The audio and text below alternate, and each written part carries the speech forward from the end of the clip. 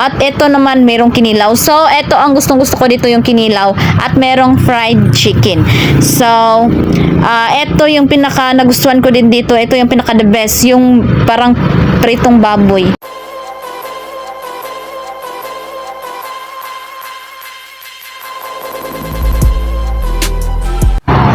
Ngayon guys, ay nandito na tayo sa Diners Inn. So ito po yung sinasabi ko na aming kakainan. So paakyat na po tayo since nasa second floor po ang Diners Inn. So kailangan po nating umakyat sa hagdanan. At kung makikita ninyo, unli rice yan. So syempre, since it all you can sila dito, so unli rice na po talaga yan. Expected mo talaga na unli lahat. So dito tayo magbabayad. Dito kasi ang cashier. So sa halagang 250 pesos mo guys, ay maka-eat all you can ka na dito, plus may pa-free pa na isang bottle ng soft drinks. So ang bayad po talaga dito ay 250 pesos per head, at saka may isang bottle ng soft drinks na po yan. So hindi ka na po talaga lugi. At dito naman ipapakita ko sa inyo ang kanilang mga ulam. Merong lumpia, at saka may gulay, merong paku, merong guso. So meron ding sinabaw, at saka meron ding kanin. So ganito kadami yung mga ulam nila dito. At saka meron ding kamote, kung gustong sinong kumain ng kamote, meron ding kamote. So kompleto yung ulam nila. At ito yung design nila. So parang paiba-iba yung design nila dito, kasi nung last time na pagpunta namin, iba yung design, tapos ngayon iba naman. So ito pa yung ibang ulam nila guys. Parang may adobong manok, at saka chop suey. So ang timpla ng mga ulam nila dito guys is masarap naman.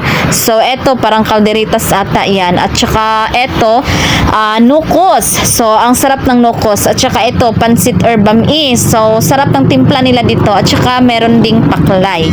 So ang ibang ulam dito hindi ko natikman, kasi hindi naman talaga natin makain lahat, no? Ilang putahe lang naman ang kailangan nating ubusin. Ito parang fish pinit ba yan? At ito naman merong kinilaw. So ito ang gustong-gusto ko dito, yung kinilaw, at merong fried chicken. So ito yung pinaka nagustuhan ko din dito. Ito yung pinaka the best, yung parang pritong baboy. At saka meron ding shumai, at meron ding mga sausawan. So kompleto.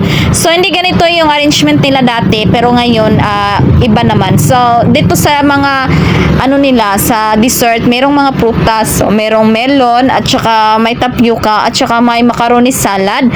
At meron ding ganito, hindi ko alam ano yung pangalan, merong hotdog, at saka merong maha na color white at violet, kulay ube. At saka meron ding ganito parang pizza, pero sliced bread yan, nilagyan nila ng palaman. So eto naman dito sa loob guys. So ganito yung mga lamesa nila dito, at saka eto yung main parang hall nila dito ba, na pagkatapos yung kumain, dito kayo mag picture, no, 'di ba? So hindi logi pagpunta, kasi maka-aura-aura tayo, since yun naman po talaga ang aking bet pag gumagala, no, picture dito, picture doon. So yung nakaraan iba ang design, mas maganda nung nakaraan, pero ngayon maganda naman, pero hindi ko masyadong bet yung design.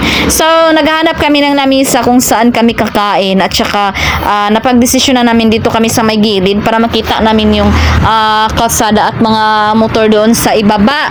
So ito po ang paligid nila guys. So pwede naman dito mag-held ng mga birthday ata.